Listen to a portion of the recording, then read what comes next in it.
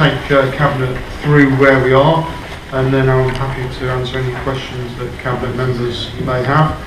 The report itself, and I won't repeat a lot of detail in there, paragraphs 1.1 to 1.5 give some background to the project. In terms of previous Cabinet decisions, in December 2012, the Cabinet considered some initial community feedback, and they also considered at that time a separate report on the work of strategic leisure into a feasibility study for a new pool for the district located in the vicinity of Hyde. The decision of the Cabinet in December 2012 was to accept the findings of strategic leisure, and that project for the pool should be linked with the wider Princess Parade project and taken forward as one holistic project for the Princess Parade site. Moving on from there, during February and March of 2013, there was a second community stakeholder event where feedback was given, and that included this was prepared by GVA, our consultants, and that included a project website, a Saturday market stall consultation in the High Street, an exhibition in the local library, an evening drop-in session at the local primary school, and various discussions with stakeholders.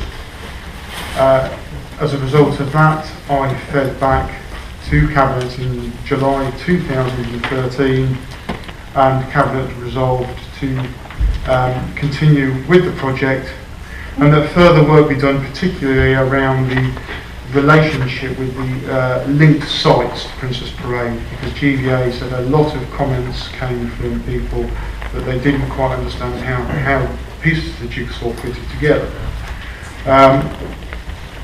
What's happened since July is GVA and Strategic Leisure have both separately done pieces of work for us. The first thing we've asked GVA, Strategic Leisure to do is to look at the costs for a new pool construction. Now, Cabinet members will recall that the indicative construction costs, excluding certain elements for a new pool constructed in a traditional way, were just under the £12 million mark.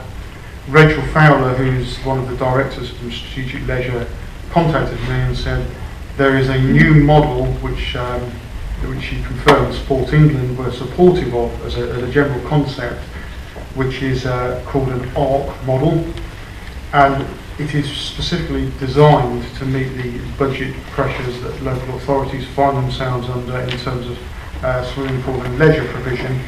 So I asked Strategic Leisure to do some work on that with a view to the ARC model, which I'll come on to in a moment, bearing in mind that Cabinet had approved a minimum facility mix for a sustainable pool for the next 25 to 30 years.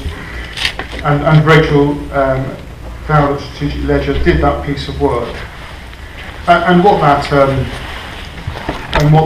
piece of work did, and the full report is report leader, is the ARC model was considered, it stands for Affordable Recreation Centre. And there are two basic models, two different models for ARC. One is the base model, but the base model departs from the minimum facility mix, and the base model does not have a pool, a learner pool, large enough to enable swimming to take place if there is an event in the main pool, and it also didn't have the studio, which was part of the base facility mix. However, the second model that ARC offer is called the enhanced model, and the enhanced model meets the minimum facility mix and exceeds it in small part. The report picks out the basic provision costs of those models, the base model being 5.95 million and the enhanced model being 7.5 million.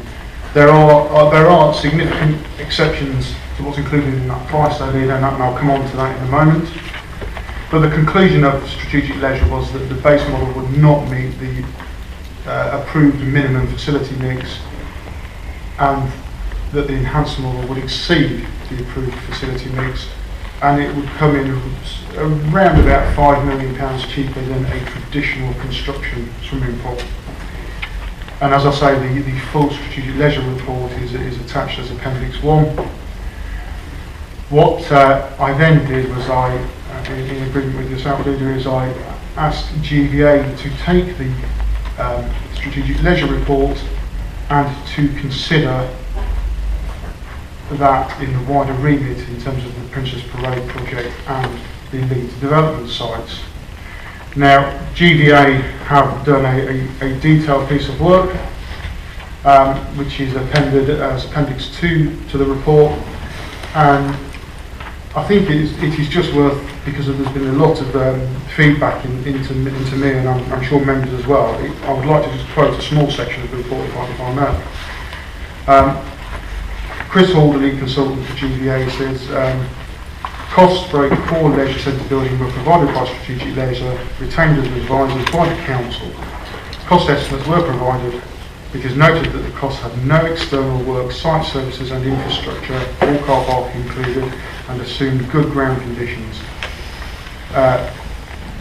It's worth pausing now, because Strategic Leisure were very clear. They were just briefed to tell us a pool would cost without any of the site or extraordinary site costs. Chris Hall goes on to say, such a facility would require external works, and the history of Princess Parade site as aggregate extraction, landfill and location of canal dredging material suggests that special foundations would be required. Additional advice on structural requirements were sought from URS, and estimates of cost were sought from Davis Langdon, or now called ACOM. The report then goes on to make various assumptions around additional costs, which include £1.125 million in terms of foundation, piling foundation, parking area and special foundation for a pool, and £581,000 for a school for similar things, and an additional £500,000 for disposal of contaminants as well. So GVA basically took the Strategic Leisure report and did some work on it. They then came up with two housing scenarios for consideration. One was the provision of 12 luxury detached houses or thereabouts, and the other was for 36 townhouses. And it's very clear in the GVA report that a small and limited number of houses would assist in bridging the gap to fund the whole project, even with the reduced swimming pool costs. So what does that leave us with? It leaves us with a position where, given certain allowances for extraordinary site costs, and given that this is a high-level review, the conclusion of GVA is, and this is right at the end of their report, Leader, that there is a potential capital receipt for all the linked sites, including 36 townhouses on Princess Parade, of 11.35 million, and there are costs, including those elements I highlighted, indicative of 13.3 million, which leaves you with a £1.95 million funding gap.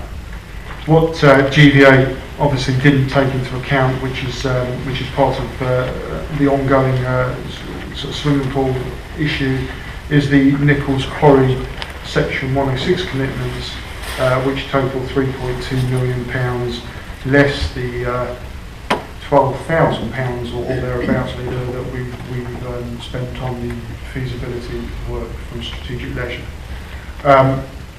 So we do have a position where we have some more detail on GVA. From GVA, I would stress it is relatively high level still. They've sought specialist advice on some of the issues around site-specific costs, which is probably as far as they could go at this point. In terms of other issues to bring to members' attention, as you will be all well aware, we have engaged the services of a company called Edwards Harvey, who are a Kent-based firm, to assist us with the publicity around the project. One thing that was clear from Strategic Leisure and GVA's different viewpoints is that a combined new pool and new school complex on the site, there was a difference of opinion around east and west. Strategic Leisure simply looked at it from where would a swimming pool work best on its own, and their view was the western end of the site adjoining, at our western end adjoining the golf course end. GVA had a much wider view, which was around if you're doing a combined school and pool and an element of housing, how would the site be best put together, and their view was that the combined pool and school site would be at the eastern end, abutting the existing play area. So what we asked Edwards Harvey to do was to gather public responses from the community in relation to that question. As you know, there was an event on the 23rd of May at Seabrook Church Hall, and I have a verbal update on what took place there.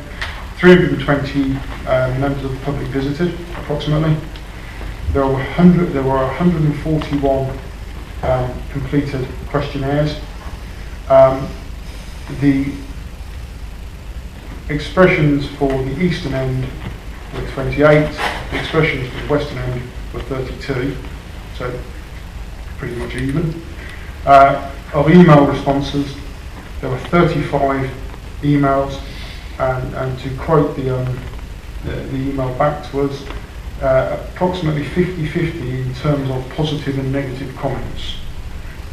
Some people use the emails to express an opinion on east and west rather than voting, and there were 4 expressions for the west and 3 for the east, so again, give or take 50-50. So that's all the information. The recommendations I have in the report for Cabinet to consider are to endorse the revised facility model report from Strategic Leisure, to endorse the principles in the GVA report, and importantly, subject to capital receipts from the development sites being allocated towards the scheme, that Cabinet confirms in its capacity as landowner that the ARC enhanced model is the route you want to go down, that we should limit as landowner the allocation of housing on our ownership at Princess Grove to 36 townhouses, and that the pool and school should be adjoined,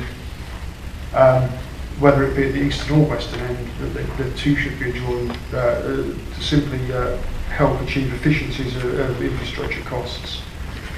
That we take the views of the public again, and there's a second exhibition on the 5th of June, and that you authorise me to continue with the project as you direct and report back at the next appropriate time in the process. That's what I would say by way of instruction, Leader.